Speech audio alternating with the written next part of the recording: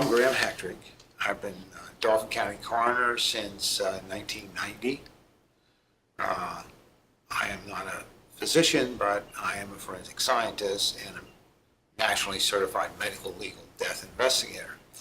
Prior to that, I also had investigative experience both with 385th Military Police and 52nd CID. Okay. So I have a combination of some science and also some investigative procedures. And since forensics is essentially science applied to law, it works out pretty well. We would be a hybrid office here in that I am the coroner, but I also work as a board-certified forensic pathologist, and we work in tandem. Ultimately, the final decision on the certification comes down to me putting together the investigative side of it, the autopsy side, and coming to a conclusion of two things. The first one is cause of death, which is the mechanical reason why someone dies. And the other one is the manner. How did that happen? And that's suicide. It could be, it could be suicide. It could be homicide. It could be accidental. It could be natural. So those are the manners of death. So you have cause and manner. So it doesn't matter whether it's an ME's office or a coroner's office. Ultimately, the same thing is, can you determine the cause and manner of death with reasonable certainty? And can you then testify in court, that's where they apply to law, through a chain of evidence and documentation and scientific theory, how do you defend that cause and manner of death that you've just put on a death certificate?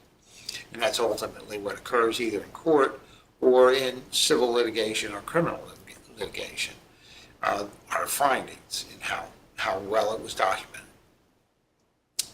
When we come to what is now being called by the Center for Disease Control an epidemic, and that is a heroin epidemic, an opioid epidemic. I can safely say, and I can tell you, I could spell out the figures. The truth of the matter is, the figures don't tell the whole story nor ask the right questions. You can't look at any death coming through this office in a vacuum, because deaths don't occur in a vacuum. They occur because of people's decision making. They occur because of how we as a society look at different issues. They occur because of structural things such as decline in middle class, decline in education over 30 years, lack of job opportunities. All these things have impacts on how people behave. We live in quote unquote a free society, supposedly a republic. Os Guinness, a writer, said in a free society, there's two things. One is the structure, the law, in our case, the Constitution. And then the other thing is the buy-in. The buy-in to say, and it's ironical, but this is what free societies deal with, and this is why they're short-lived, by the way. The buy-in to the Constitution is, I am going to restrict my behavior so that as a group we can all be much more free. We don't need to legislate things because this person has bought into a moral agreement with his neighborhood, his community, his state, his country, and saying, no, we have a consensus here, and in this consensus we've come up with these are appropriate behaviors and these are not.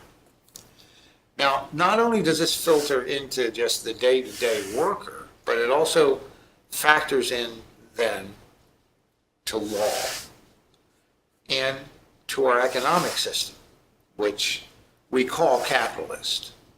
But if you look at it from a historical point of view, we haven't been capitalists for about the last 100 years.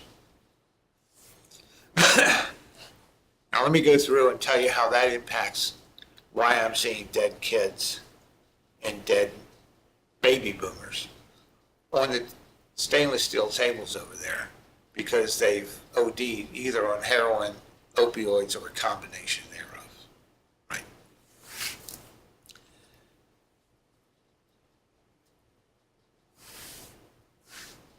Benjamin Franklin was asked when he left the Constitutional Convention, what kind of government do we have? And he replied to the lady, he said, "Madam, what we have is a republic if you can keep it." Every one of the founding fathers knew we were on tenuous grounds because most free societies don't last long. If you would have asked John Adams, he would have said, as he wrote to Thomas Jefferson, the republic's only going to last, and the Constitution is only a good document if we have a moral and religious people. Now, I don't think he was saying that they had to be some religion, a specific religion. But what he was saying is that if we don't have this buy-in part, it doesn't matter what the laws are. And we see this every day. We see this on Wall Street, where in the supposed capitalist system, a government makes decisions on how we deliver mortgages to everybody. Right? Wall Street takes advantage of that by then making them into derivatives, which are trash securities, and sells them not only throughout America to retirement funds and banks, but to much of the world, knowing that that bubble was going to burst. But it's okay because they got rid of the derivatives, they sold them, and now they're living down in Boca Raton or somewhere on the main line or wherever it is, and they're doing fine. Well, it was legal, but was it moral? Was it capitalism? Capitalism originally was conceived of as a system where somebody sells something to somebody else that sees the value in it, and they both win. And generally it was actually a product. And the founding fathers were very concerned about all this, but we don't seem to be today. What we're concerned with nowadays is K Street. K Street is where all the lobbyists go. The lobbyists that make $600,000, $700,000 a year and make suits that would feed people for a long, long time. And they influence government, and government likes this because it helps fund them to stay in power. But what it does is it reduces the sense of capitalism, where number one, you're actually producing something that's good or service for the people. Number two, that it's not all that highly regulated because it's in smaller groups, many, many small businesses. Up until this point in our country, most people were getting employed, about 80% new jobs were in small businesses. But small businesses can't compete with K Street and large businesses that say to the congressman, you know, if you do it this way, if you regulate business this way, I can push out all the small businessmen, but we big banks will do very well. But then you'll only have 8 big banks to deal with, not all these small little community banks. That's what's happening right now. So why am I talking like that as a coroner? Because I'm seeing that we are having an increase in all kinds of drug use. But don't think of it at first as a drug. We don't have to ask why heroin's a problem. We have to ask why despair is the problem. Because despair is what is being anesthetized. They're in pain. They're either in pain because there's no moral reality nowadays, or they're in pain because they can't see a hope out of an endless cycle.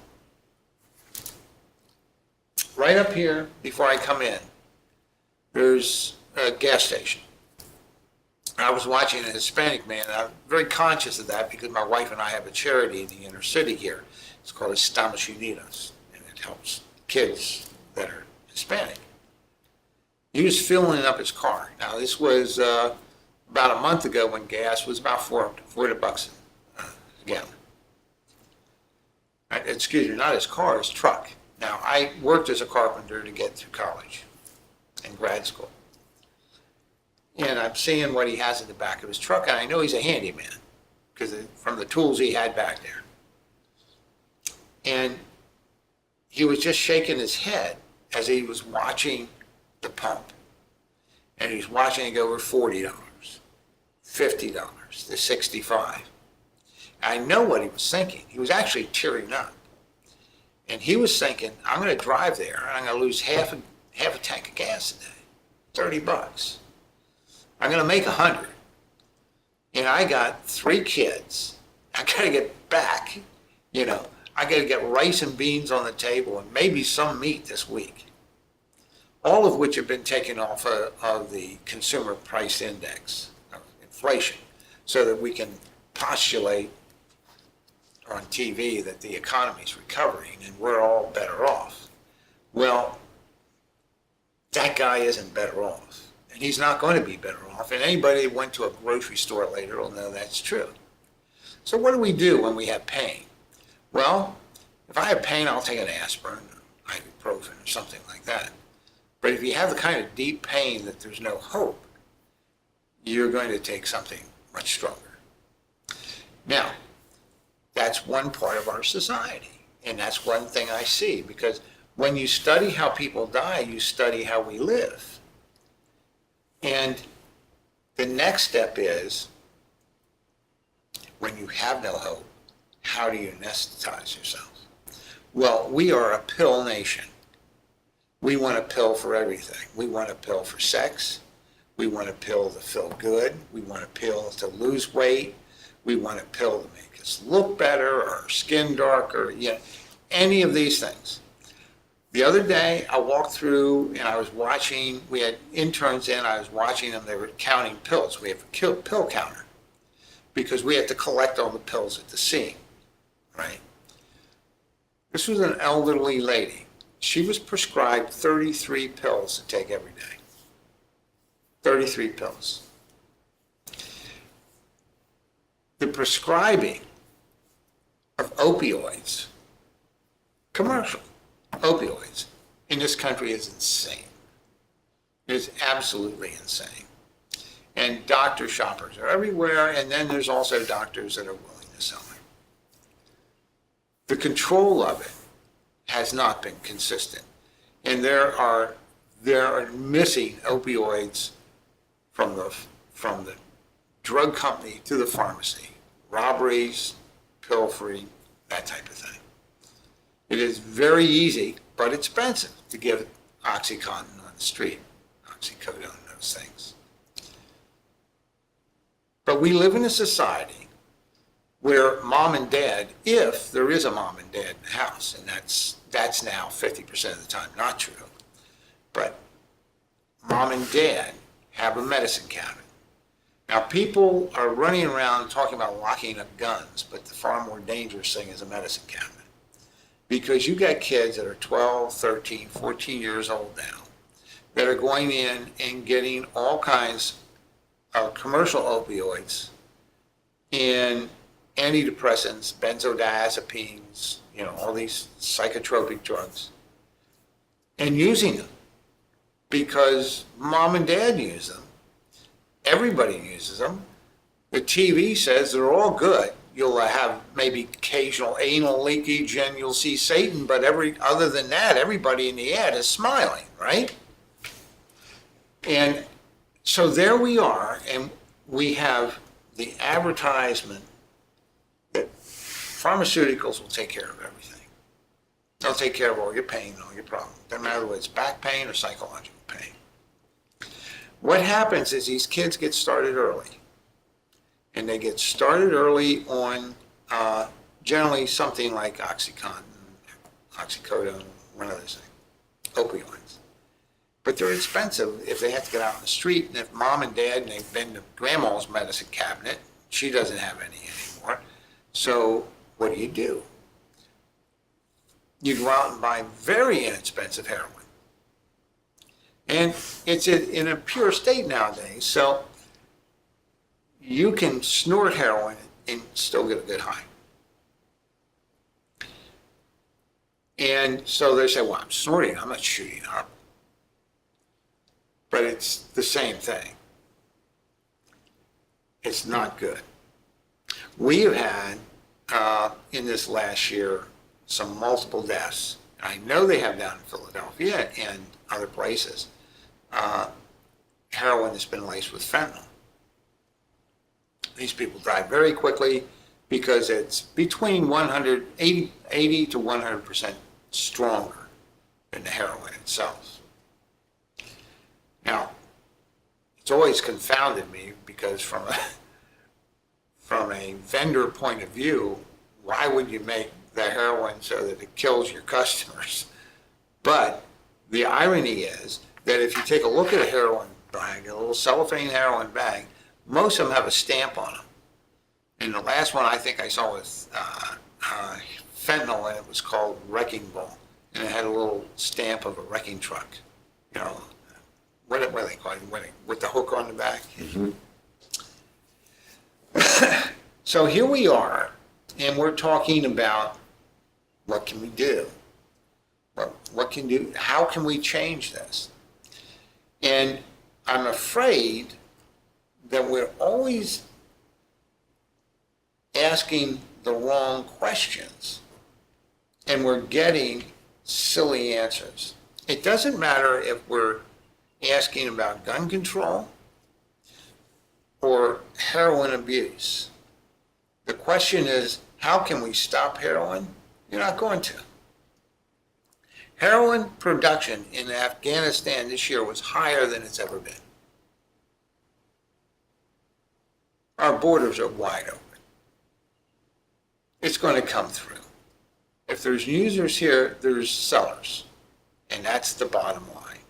So the real question that we have to ask on any of these, quote unquote, from the CDC, epidemics, is why are they occurring? And then be honest enough to look at them. I'm looking at kids that come from broken homes. There is no stability in the homes. If you go over here to Harrisburg school system, the average kid has to move every 8 months. So when you say, go home and do your homework, where the hell is home? That's the kind of instability I'm talking about. I'm talking about kids that have drugs in the house, that the parents are users. I'm talking about an emptiness that has to be filled somehow. And opioids and heroin work. I remember I ran myself over with a farm tractor out of my farm. And I got into the ER, I knew the ER doc, and I said, give me morphine. He gave me morphine. I had a bad leg. Ran over my leg. Broke 2 of my ribs. And man, that was nice. So when you tell kids, well, drugs are bad. No, drugs do things. And in that case, I was happy for the morphine. But cognizant of what I do and feeling as the morphine was going up, going through my system, going from my arm through my lungs and then back into the system, and how it first then shoots up and fills the coronary arteries and goes back up the common carotid arteries into the head. I could track it. It was awesome. And that's what's the problem. It works for that person that's sick in the soul, sick in the body, that's hungry, doesn't believe that there's hope out there, doesn't think they can change, and in my perspective, thinks that they're just an accident of nature, that they are not a creative being. And this is heavy duty. You're not a creative being. If you're not creative, what the hell? That's the problem. I give speeches every year to hundreds of kids. It's called Doors, because I went through my own issues.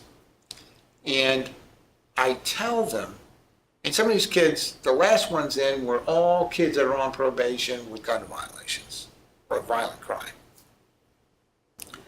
And I was telling them that we've lied to them. We've lied to them big time.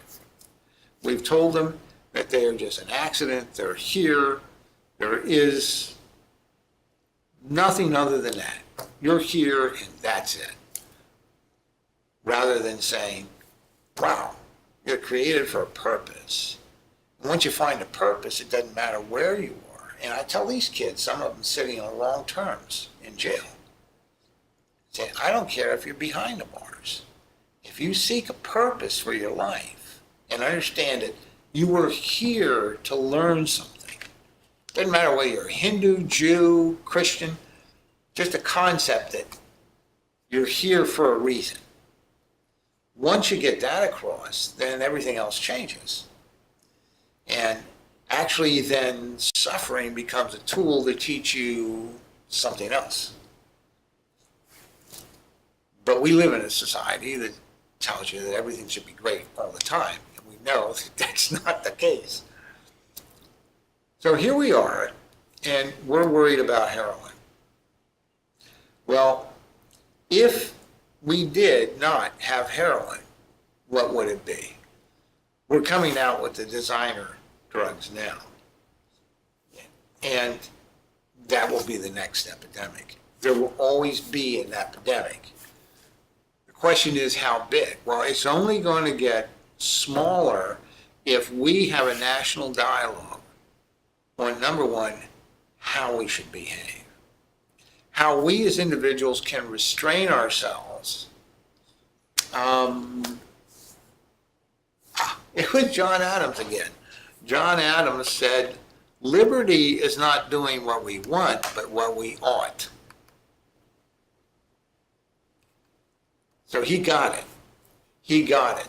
It is, we should be doing what we should be doing. We should do what Gandhi said and try to be the change we want to see in the world. Now, if we had that discussion and we got back that old twinkle in the eye of America, where we said, wait a minute, this is a whole new experiment here, and we really still are an experiment, a very young country. And sure, we'll go to the moon. There's no reason why we can't go to the moon. But there's also no reason why we can't burn coal cleanly, because we have the freedom to think and solve problems. Let's get together, solve problems. We can be energy inefficient, and it can take care of all these problems here. Do you think that it's odd for me to be saying, even talking about energy, when we're talking about heroin, but if you're sitting in a house where I've seen them burn every other riser in the rental down in the slums right here, so that they could burn it in a fireplace that isn't functional because they can't pay for the oil. So don't tell me about global warming when these people can't even, they're going to be cold tonight. There are people that are going to be cold tonight. You walk into these places and there's newspaper all over the floor because they can't afford carpeting, but it's just so cold on their feet, you know. So they just take old newspaper and put it around so that it sort of insulates the floor. These are things we see, and my deputies see on a daily basis. We are a society in crisis, and people are going to anesthetize themselves. So until we start saying we have a larger crisis than heroin. Heroin is the symptom. It is saying people have to anesthetize themselves to get through this life. It is not the cause. The cause is all the other things I just talked about. And so if we really want to get hold of this problem, then we have to start doing these questions. And I think we have to do them in the charity we set up. My wife, for the last 7, 8 weeks, has gone into bilingual churches and stuff and talked about health issues.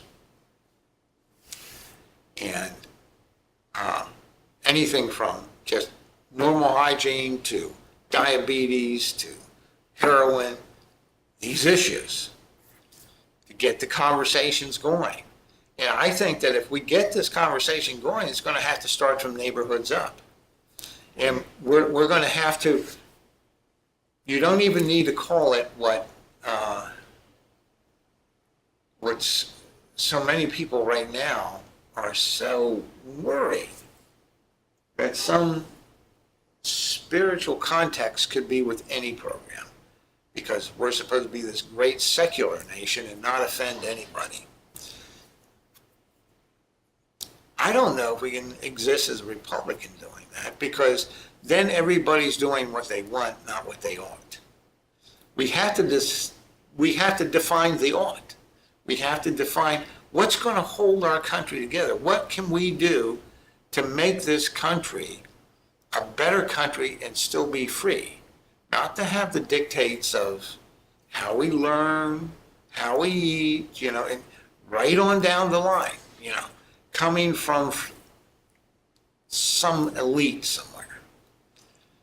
So I think those are the things that have caused this despair, that people say, I can't take it anymore. Have we abandoned the younger generation? We've done them a great disservice, and abandon's an interesting word, because I think in our own hedonistic way to get everything we want out of life, we've forgotten our role as parents. I remember within my own life, my son and his wife, when they got married, and then they had a child, they made a decision, and my son was not making a great income at the time. Said, no, she's going to stay home with the child. And I said, well, son, I can get her a job. I got influence, right? I can get her a job. He said, no, Daddy. He says, the thing is that we just think the most important thing is raising the kid. Now, 14 years later, he's in the upper 1% of mathematics. He's 14 years old. He's already taken college courses. He's homeschooled. He's a captain of the Northeastern All-Star Surfing Association or something. The other members elected him because of his attitude in life and that sort of thing. He'll be going shortly over to Hawaii to surf over there at 14. Mother's going along, of course, and he'll still be going to school. But they did what I didn't really initially think about, and that was, wow, they're going to make that a primary part of their lives. Now, I did to an extent, but I was driven with many other things other than that. So, frankly, I think my son's been a better father, seeing how busy I was going through life than I had been.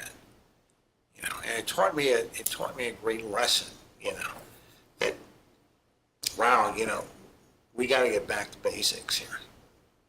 If we get back to basics, if we start caring for our own communities, if we start treating each other with just a bit more respect, if we do this debate in such a way that it's This isn't right or left. This isn't Democrat or Republican. I have liberals and I have conservatives dying on the tables. The discussion has to be, what do we conceive as good and profitable for this republic we have? And what do we see is going to destroy it? And be honest in our estimation, do our debates, because within unanimity, there can be diversity. After all, if we go back to the original founding fathers, they were all over the chart in how they thought of a law and a creator beyond themselves. They were all over the charts. I remind everybody that the greatest financier of the war was a Jew. It wasn't for him, we wouldn't have had a Revolutionary War because we couldn't have financed it. He ended up broke, but one of the best friends of George Washington. So if you look back, and unfortunately, we don't even teach these things in school anymore. The kids don't know, they don't know anything about the government. I was teaching a university class the other day. It was election day. And I said to the kids, I said, how many of you voted today? I was just curious. 0. 0. And these are kids that are in science, they're in science curriculums. But when you ask them questions about the foundation and philosophy of how we came to be as Americans, what a republic is opposed to a pure democracy in a way, they have no idea. Because it's not taught in schools anymore. Is it a coincidence, or is it a result of drugs, or is it a result of what you're saying, that we now rank number 36 in the world in education, right above Nicaragua? Well, I saw those figures myself. It's interesting that, I hate to quote a politician, but Ronald Reagan said the closest thing to eternity on earth is a government program. And sadly, he's right. But it's not only here. When I was a criminal investigator over in Europe, I was in Rome, and there was a big building that was called the Garibaldi Veterans Building. And there was a bureaucracy in it. The only issue was all the veterans were dead. So nobody knew why they were servicing dead veterans. Yeah, but that's Italy, they're very bureaucratic. So it amused me then, it saddens me now, because now I see it in the United States, where just programs will not die, nor will they be, if you're in corporations, or even just running this office, you have to plan, you have to check, and then you have to act. If you don't check, you can't rudder the course to a better course. And when we look at education, put the numbers down and tell me how it worked. Once we took, which the founding fathers said, we have to get education in the states because the states have different demographics, different cultures, different people, and it should be controlled at the lowest level, the states and the counties. And it should not be controlled by the federal government. And then we changed that, I think it was in the 60s, but I looked at a chart, it was an amazing chart, and any child, my 14-year-old grandson could have said, whoa, we're in trouble here, aren't we? Because here goes the budget of the Federal Department of Education. And here goes the test scores. Now, it doesn't take a genius, and I am not a genius. And I look at that and I say, wow, why wasn't that chart up there? Why isn't that the discussion? We just had a governor's race here. And the issue was, on both sides, Governor Wolf, the Governor-elect Wolf, would say, we're not spending enough. And Corbett would say, no, I spent more. The question is, why are we spending anything without changing the programs? Because they're not working. So again, it goes back to, if we're looking at heroin, let's ask the question, why? Why? Now, one thing I'd like to do is, I was doing a thesis paper, and it was on accidental combined unattended drug overdose. And it's funny the way things work out. I'm about ready to complete this paper, but I had a young girl just about ready to graduate from one of the high schools around here. And she died of a heroin overdose. She was like a AB student. She was suburbia. I mean, people think this is a city problem. It is not. It's all over. We had more heroin deaths with the fentanyl up in the Millersburg area than we had down here. That's country up there. Yeah. But here was this girl, and she died. And we had done the investigation. And it was a heroin overdose. She started as a kid out of those medicine cabinets and then graduated to heroin. Beautiful young lady. I'm collating this thing and ready to send it off to this university. I was doing a paper for it.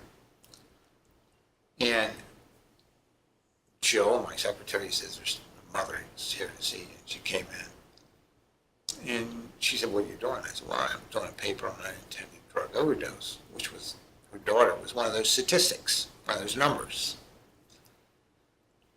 And she said, I have a poem my daughter wrote 2 weeks to her sister, her younger sister, before she died, before she overdosed. Would you be willing to put the poem in the paper that you're doing? I said, well, let me see it. So I took a look at it, and I put it in the paper. Now, I've read that poem to many people. I'll go over to my office, I'll get it, and we can read that poem. But it pretty much tells you what an 18-year-old kid is thinking when they're strung out on heroin. It's a powerful, powerful thing. Her mother read it at the funeral of this girl in hopes that some of the other kids in the audience, which I know are doing heroin, would wise up and say, doesn't matter whether you snort it or you're eventually going to inject it anyways. But the problem is, I gave a financial scholarship. I didn't. Astonishing Unitas did, this charity we have. And we had, I think, 7 or 8 recipients. I have a farm. We were sitting out by this pond, a little fire going there. I'm looking across at this guy, and I knew that he was street, and he knew that I knew, right? And I said, Nelson, what's your story? He said, I was a heroin addict for 14 years. I said, really? He said, yeah. And I said, how do you get off of it? I said, I'm sort of against a lot of these methadone programs and stuff like that because they're replacing one bad thing for another. He said, I agree with you. Now we're giving him a scholarship because he's going to hack. He wants to get a master's in social work so he can work in drug-free clinics, right? He said, he says, at first I blamed the cops because they arrested me. He said, then I started blaming the dealer. He said, I've been in and out of rehab, nothing happened, just relapsing back. He says, it was never until I started to blame Nelson that I got better.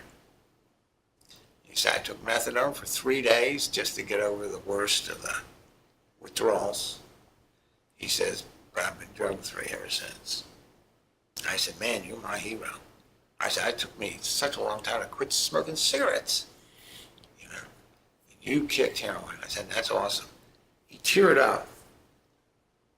It makes me tear up. He says, you know what I did this week? I said, what?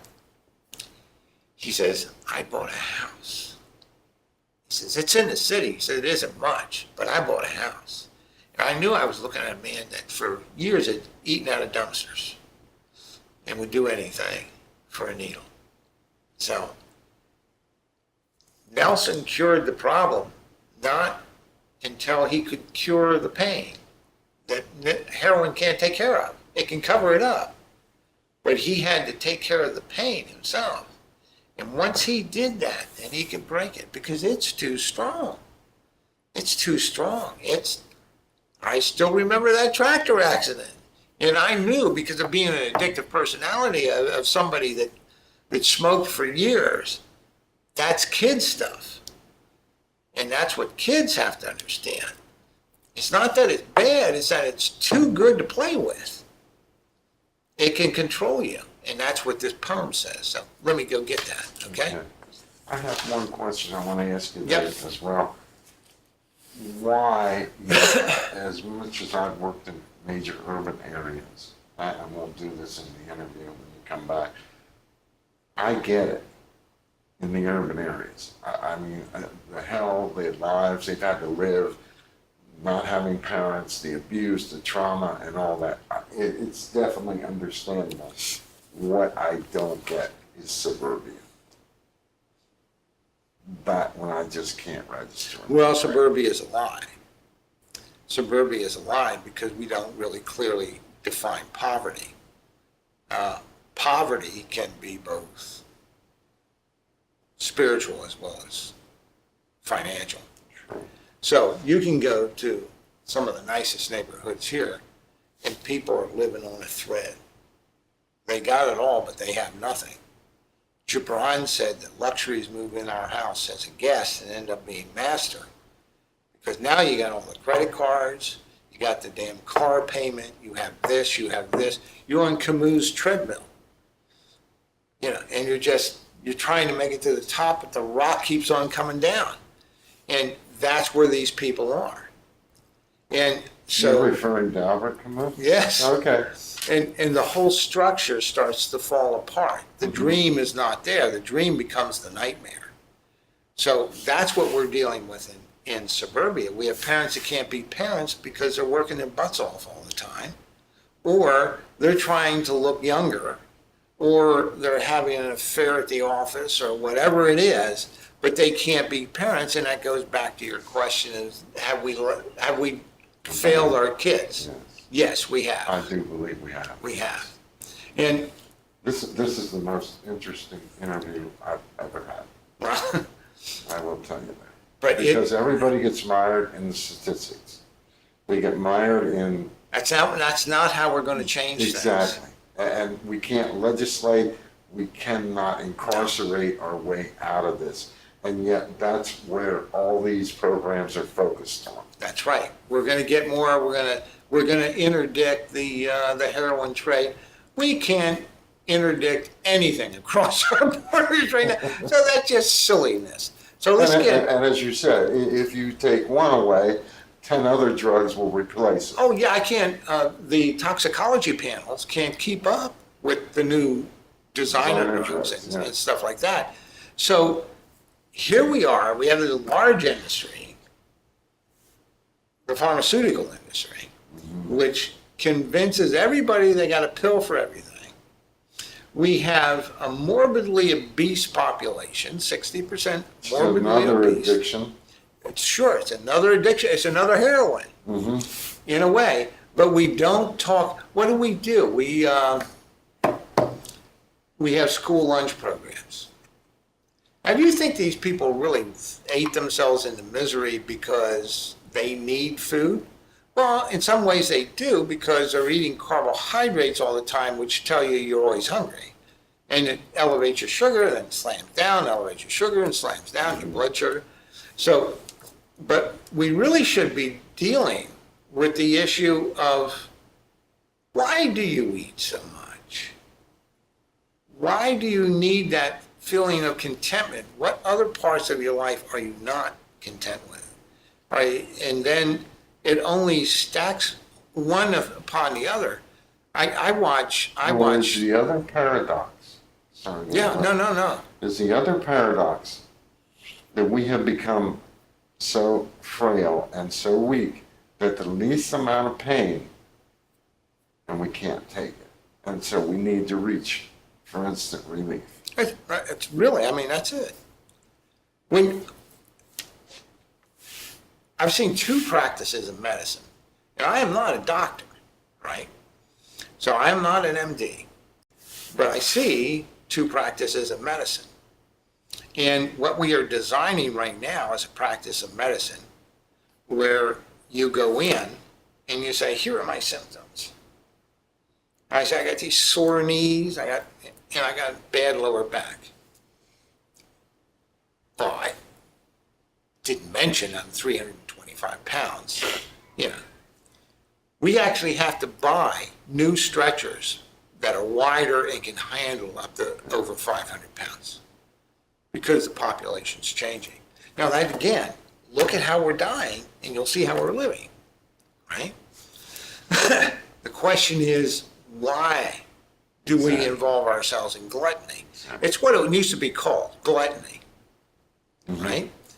All these things go back to who's in control of our own lives. Is it us? Is it the marketing people? Is it the government? It used to be the concept, going back to what Os Guinness said, that you restrict some of your freedom so everybody else is better off. We don't need a colossal medical program. We need people to take care of their bodies. And then we'll reduce the cost. It doesn't matter. Any program you look at is telling you that we didn't do the buy-in. Okay. I've gone into houses where there's hardly any food, hardly any heat, and there's a dead old lady on the floor. Mm-hmm. And then the daughter shows up in a Lexus. And she decomposed, almost skeletalized, because nobody had checked on her, right? And you say, well, you know, don't go inside. Your mother's inside and she's been dead for some time. Oh, I'm so sad. Say, what can you tell me about her? Well, she was on Social Security. What does that tell you about our society? That is the mother of your mother. She hasn't been checked in 30 days. She's living on a pittance. Can't even get out of the house. And it's okay because she's living on Social Security. The government's taking care of her. Narcissism, of course, plays a big role in all of this. Sure. Selfishness. Self-centeredness. Yeah, self-centeredness. Narcissism. But then, and when you travel outside of this country, such as I have, Central America, Mexico, Colombia, and South America, you don't realize the full scope of how self-centered this society is until you get outside of it. right. And it's almost disgusting. It's not capitalism. No. Capitalism provides the greatest amount of freedom. But as John Paul once said, he said, it doesn't matter whether it's communism, socialism, or capitalism. If it really isn't moral, it's not good. And what's happened with our system of free market is we've lost the concept of responsibility. Again, the buy-in. Mm-hmm. You don't sell people crap. You don't steal from them on contracts. Accountability. Yeah, accountability, but not to government, but to your fellow man. And that's the difference, because that's the only way it can work. You can always get around regulation, or you can pass it and then we'll read it, you know, that type of thing. But it is a personal responsibility. My doctor used to come to our house. Right. And he was a friend. He was in Rotary with my old man. And he got a lot of payment over the year in vegetables and, all this sort of stuff. He lived a happy life. He knew he was doing good for his community because he handled the people that couldn't handle things. And it was almost like a member of the family. Doc Wagner, I still remember his name, That's where we've come from. The postman, milkman. the Yeah. man who owned the business down the street. They were all part of the community. And yet, it's so, and when the stock market goes up, that means less jobs, less opportunities. And entrepreneuring is pretty much dead. In our country, it is right now. I just saw, and it astounded me, because I've lived like you in other countries. It is now easier to set up a business in what is relatively a socialist state, Germany, than it is the United States. Wow. I think we're like 10th down the list now for starting a business with ease. And I can understand it. We have the highest corporate tax in the world. So. And as I've seen in Colombia, I mean, they came from the Escobar regime where there were 500 murders every day. Yeah. In Medellin, now Colombia's they on have fire. 32. Now they have 32. But they And bought they in. they went out and they embraced the people in the barrios. Yes, They brought them into mainstream, right. and therefore they pushed the cartel so far into the Amazon. If you mention the name Escobar when you go to Colombia, you're lucky if you get out alive. Yeah. But that embracing of the people from the barriers ensured that that type of scenario will not occur again. Well, there's the other thing. If we go forward and we try to get rid of the epidemic of heroin, it's not going to be done by the government, because C.K. Chesterton said, the government dispenses mercy as coldly as it does justice. It has to be humans. It has to be humans going into the Hill District and saying, está muy malo, which is what my wife does. And she tells how she came from the projects. She's Mexican.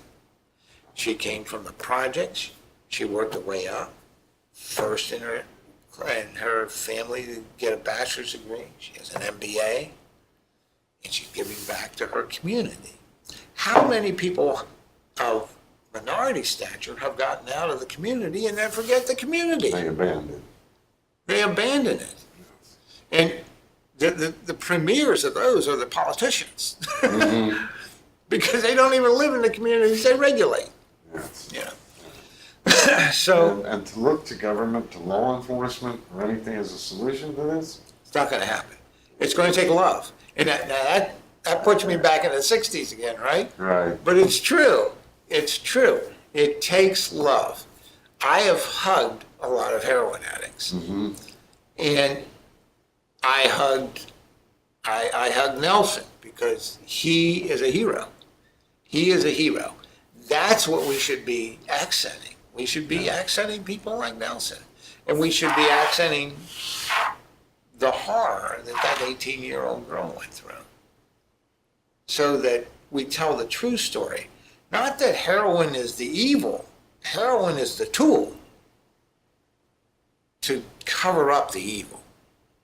That's where we're at. And Defined over the last 40 years.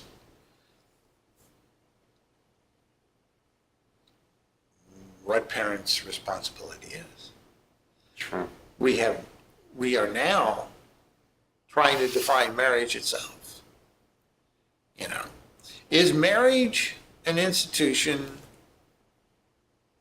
where two people come together, they create a human, and then the responsibility is then to protect them, because the human, oddly enough, is the mammal that needs the most protection through their youth and everything.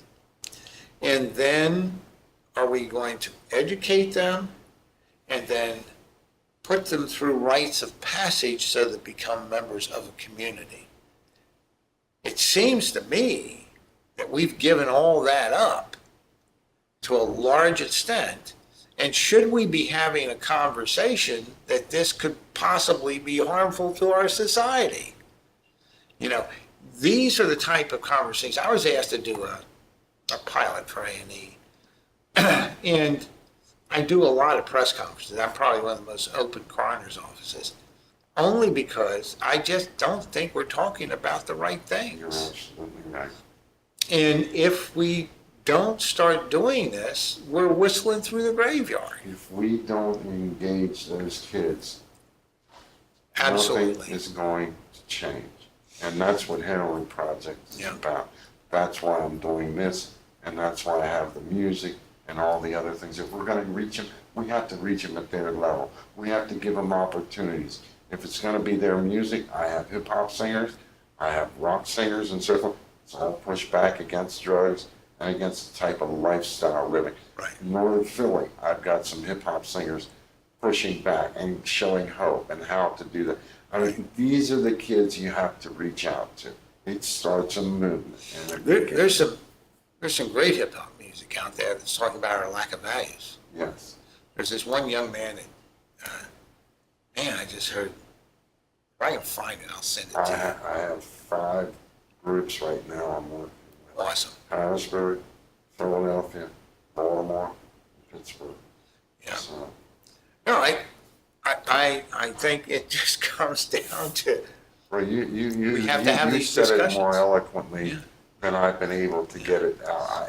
I will use this as part of the, our mission statement, because you're saying it better than I ever could. well, it's only because of I'm the one taking the kids apart Yeah.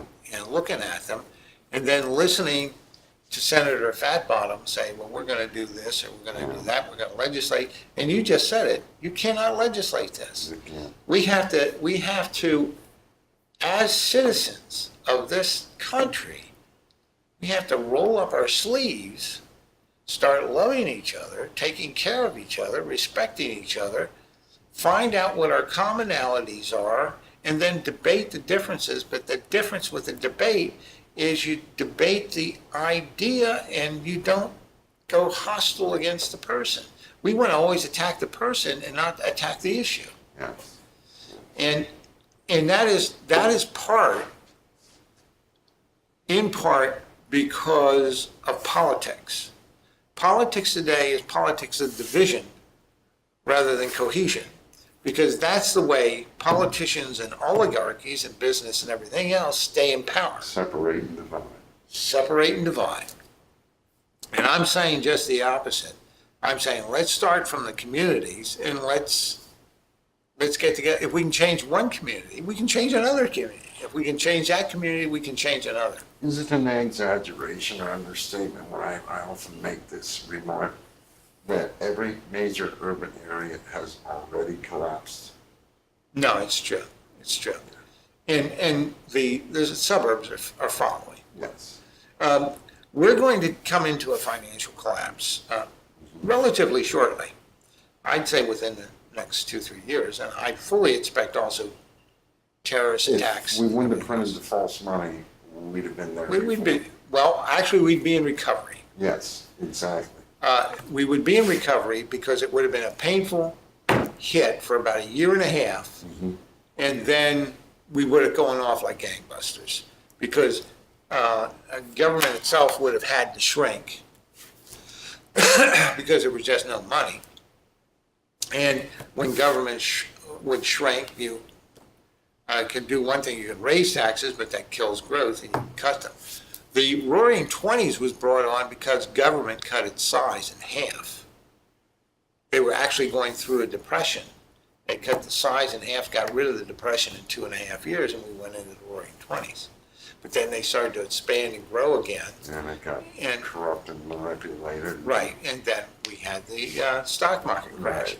So history tells us that almost like the heroin, it's replicated. The stock market comes down, and everybody says, "Oh, we can't take the pain," so they come in with the heroin, which is the stimulus program and printing the money. So now we're on the heroin. Sure. So it's just another heroin. So see, that takes us back to what is the discussion. Heroin is a big problem, and we can solve that problem if we start taking care of each other, loving people, and saying, this education system sucks. Nobody has opportunity. We have 1.2 trillion in student loan debt out there. And I'm teaching at a university, even in a STEM course university, and I'm looking at these kids and I'm saying, you know what? 50% of these kids won't be able to pay back their loans. At least. At least 50%. Well, he said a trillion is not gonna come back, period. That's just- Oh, no, it's gone. And another problem is that it becomes part of the industry. This is why the prices of tuition have gone up way beyond that of inflation, is because it's subsidized. When the government money comes in, they're taking kids into colleges and universities and putting them in courses they don't need. They're not counseling them well. These kids get out and they have $50,000, $60,000, $70,000 of loan, and they are unemployable. The other factor I found as well is that a lot of them can't pass drug tests. Well, I can believe that too. And I tell you, I've had some that are just there for the ride. They'll ride I it mean, for you. Millersville and some of these other schools, all you have to do is attend and you get Oh, a that's degree. great. That's great. And the professors that I knew that have been in like Ohio State, Penn State, and other universities have quit because they, in all good consciousness, could not further reduce their morality of standards because they were flunking too many students. Students who would come up and say, well, we couldn't find the answer to this test on the internet. And just as one example, and he said, well, did you take notes in school? Oh, were we supposed to take notes? And they're in college. They're in college. I'm going to let you go get them. I rest my case about the educational system, right? Okay. They're putting Narcan out there. Will save lives. But it's just another program to take care of the symptom and not the problem. And until we have conversations about the problems, we roll up our sleeves. I'm not saying that any of this is easy work, because we've been doing some inner city work. And it's not easy. Our particular charity that Ezzy and I and some others helped start, my wife, has no executive director and no building. Everything is run from a computer, and the leadership are the people within the community. Because they got to have skin in the game. And it builds leadership skills. I mean, we've taught people what Robert's Rules of Order are, and time management and project management. Some of these people have gone on to have very nice jobs and everything else. I've had people walk through a snowstorm to get so we could wrap packages for kids to get them for Christmas. Inner city people. No cab, no car, because they can't afford a cab, or the buses weren't running, but they walked. I thought we'd have nobody show up, and everybody showed up to help. You know, so don't pass these moral judgments on people that. Do you find that people in urban sectors are more giving of themselves than in suburbia?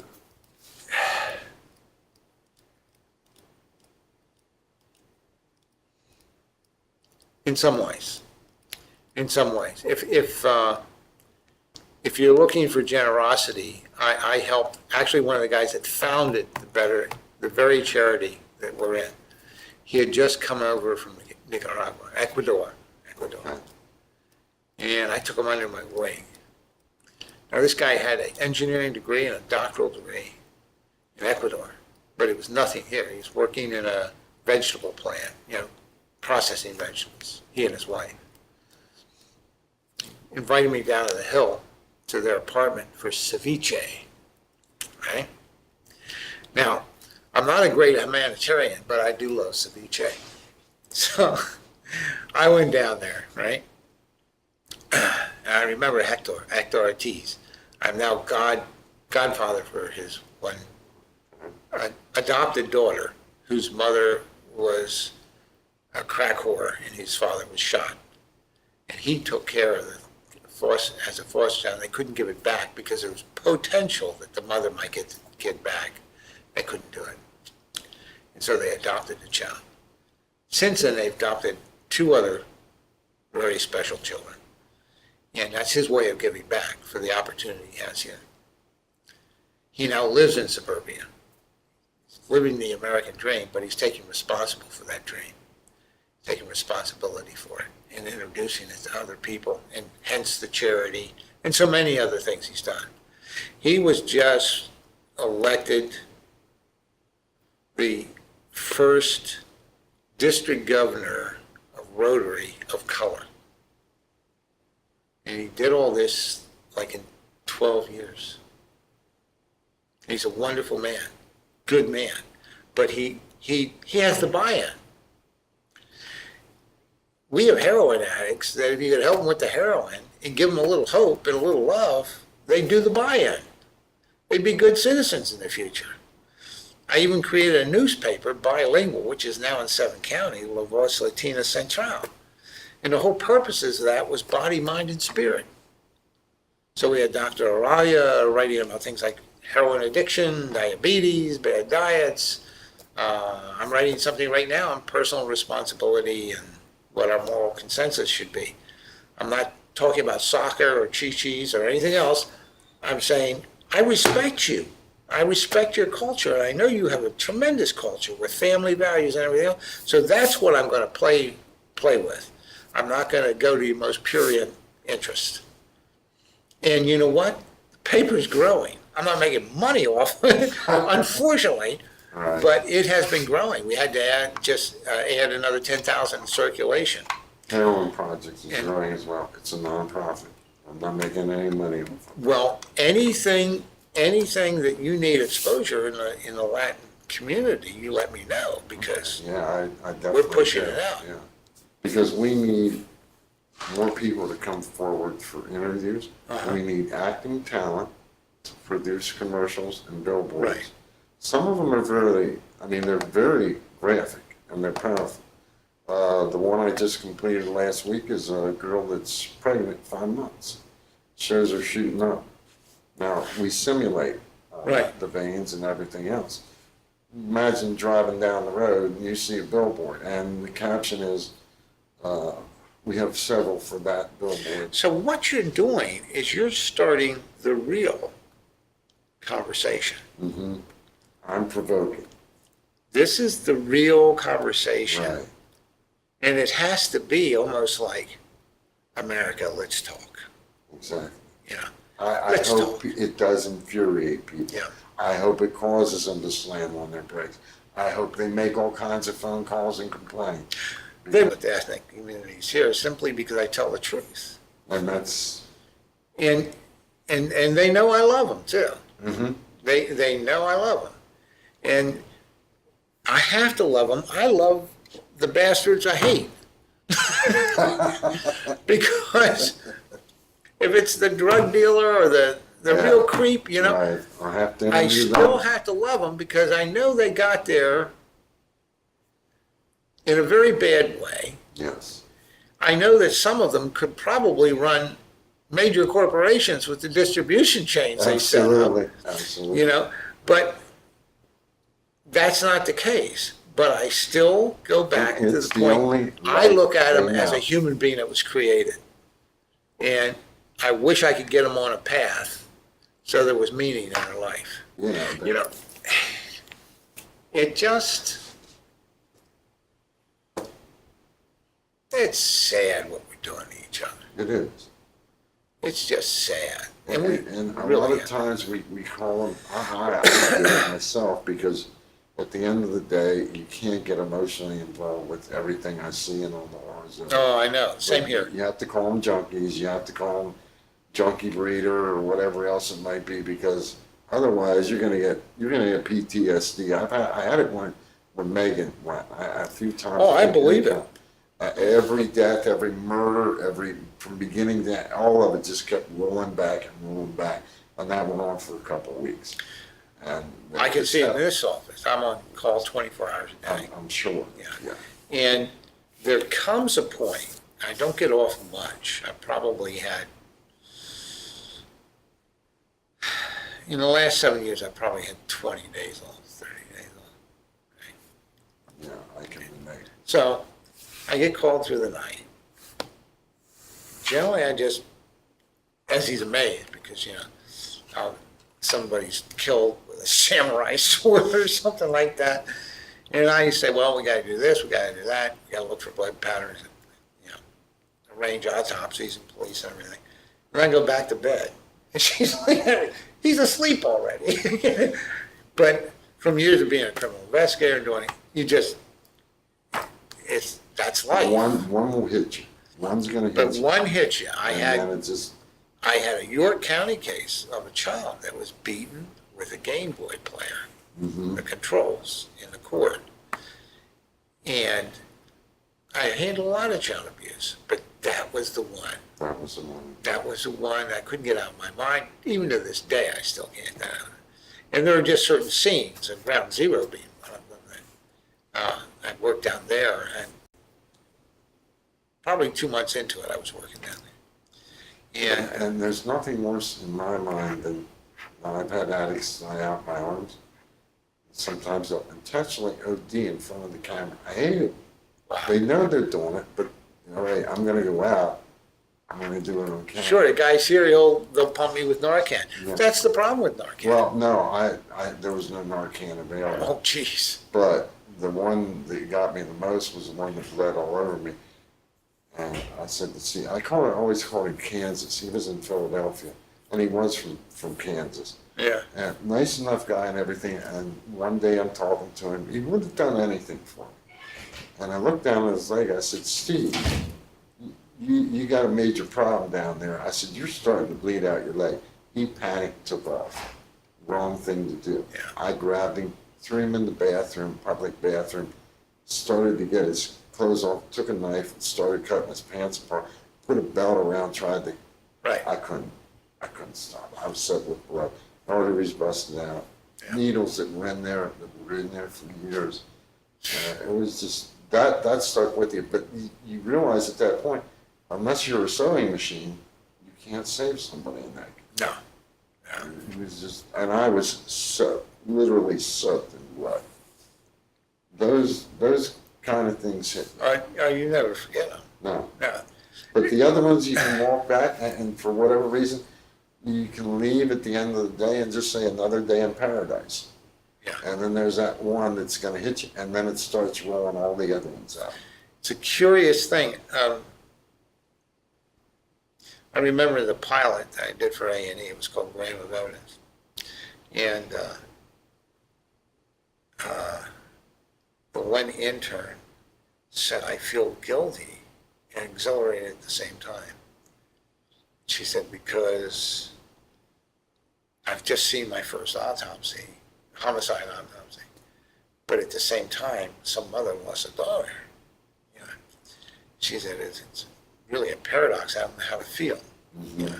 It is. And I can understand that feeling, because there are times when we're working a case, and I know we're doing really well at what we're doing, capturing the evidence, finding things others didn't, and all that, and I'm exhilarated because this is what I do. Right. But on the other hand, it's somebody's dead kid there, or somebody's dead husband, and that comes later.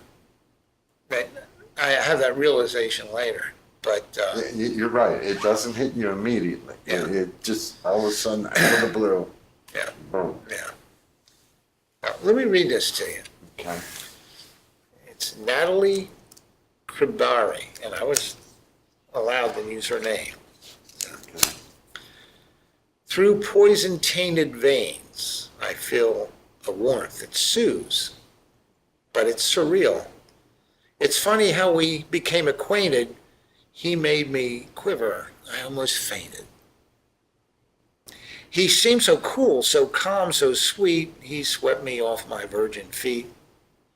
We fell in love, or so I thought. My soul, not my love, is what he sought. He hid his identity with a comforting mask, only to disguise his horrid task. With every kiss he sucked me dry, his soft caresses all a lie. He came inside me just a little prick. It made me lightheaded and a little bit sick. He abused me raw until my arms were sore. My cheekbones were visible, but I craved more. He made me chase him and steal and lie and cheat. He wore down my body until I fell in defeat. He cackled at my pain, his full destruction of me. But I am too dope sick. I can't see. Still, I begged and I pleaded for him to return, an ongoing cycle. Why didn't I learn? So at night, I fell asleep with him by my side, but woke up with no one. He promised and he lied. So today, again, I make it my priority, my chore to find him in vain and again be his whore. His passion I want, I crave, I need, I rush to get filled, that indeed. I may never make it, but to you I dare say, if he should strut by, look the other way.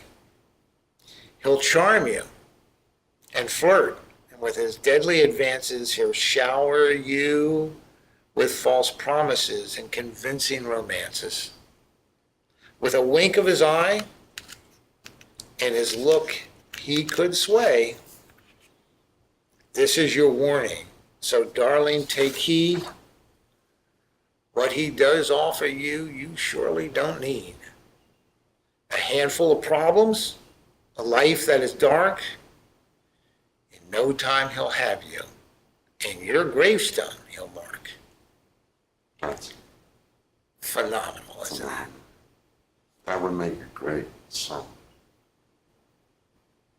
Well, you are right. You are right.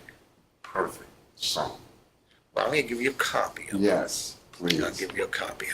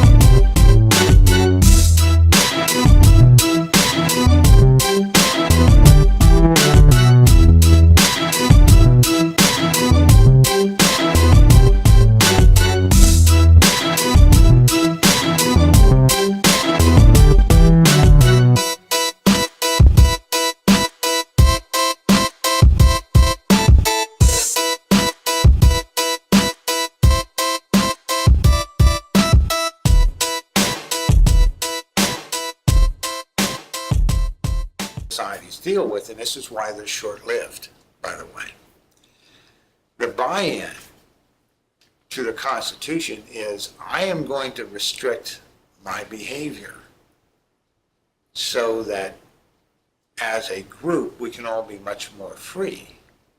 We don't need to legislate things because this person has bought into a moral agreement with his neighborhood, his community, his state, his country, and saying, no, we have a consensus here, and in this consensus, we've come up with these are appropriate behaviors and these are not.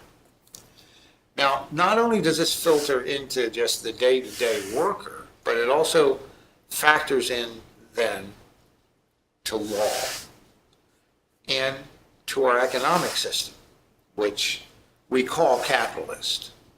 But if you look at it from a historical point of view, we haven't been capitalists for about the last 100 years. Now let me go through and tell you how that impacts why I'm seeing dead kids and dead baby boomers on the stainless steel tables over there because they've OD'd either on heroin, opioids, or a combination thereof, right?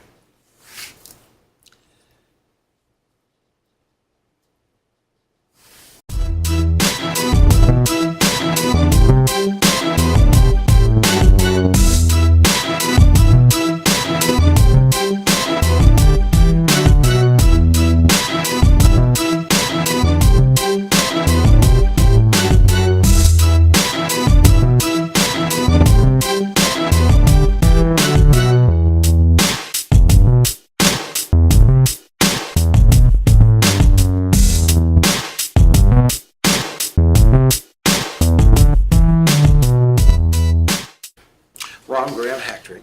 I've been Dauphin County Coroner since 1990. I am not a physician, but I am a forensic scientist and a nationally certified medical legal death investigator. Part of that, I also had investigative experience both with 385th Military Police and 52nd CID. Okay. So I have a combination of some science and also some investigative procedures. And since forensics is essentially science applied to law, it works out pretty well. We would be a hybrid office here in that I am the coroner, but I also work as a board certified forensic pathologist, and we work in tandem, ultimately. I can safely say, and I can tell you, I could spell out the figures. The truth of the matter is, the figures don't tell the whole story nor ask the right questions. You can't look at any death coming through this office in a vacuum because deaths don't occur in a vacuum. They occur because of people's decision making. They occur because of how we as a society look at different issues. They occur because of structural things such as decline in middle class, decline in education over 30 years, lack of job opportunities. All these things have impacts on how people behave. We live in quote unquote a free society, supposedly a republic. Os Guinness, a writer, said in a free society, there's two things. One is the structure, the law, in our case, the Constitution. And then the other thing is the buy-in.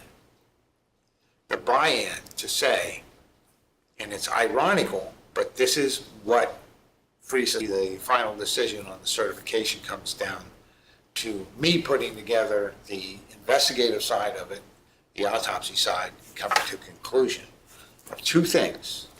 The first one is cause of death, which is the mechanical reason why someone dies.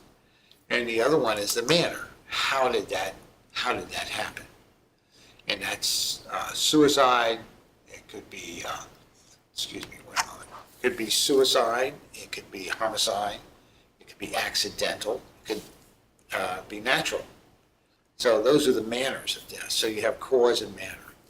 So it doesn't matter whether it's an ME's office or a coroner's office. Ultimately, the same thing is, can you determine the cause and manner of death with reasonable certainty? And can you then testify in court, that's where they apply to law, through a chain of evidence and documentation and scientific theory, how do you defend that cause and manner of death that you've just put on a death certificate? And that's ultimately what occurs either in court or in civil litigation or criminal litigation, our findings and how well it was documented. When we come to what is now being called by the Center for Disease Control an epidemic, and that is a heroin epidemic, an opioid epidemic. Benjamin Franklin was asked when he left the Constitutional Convention, what kind of government do we have? And he replied to the lady, he said, "Madam, what we have is a republic if you can keep it." Every one of the founding fathers knew we were on tenuous grounds because most free societies don't last long. If you would have asked John Adams, he would have said, as he wrote to Thomas Jefferson, the republic's only going to last, and the Constitution is only a good document if we have a moral and religious people. Now, I don't think he was saying that they had to be some religion, a specific religion. But what he was saying is that if we don't have this buy-in part, it doesn't matter what the laws are. And we see this every day. We see this on Wall Street, where in this supposed capitalist system, a government makes decisions on how we deliver mortgages to everybody. Right? Wall Street takes advantage of that by then making them into derivatives, which are trash securities, and sells them not only throughout America to retirement funds and banks, but to much of the world, knowing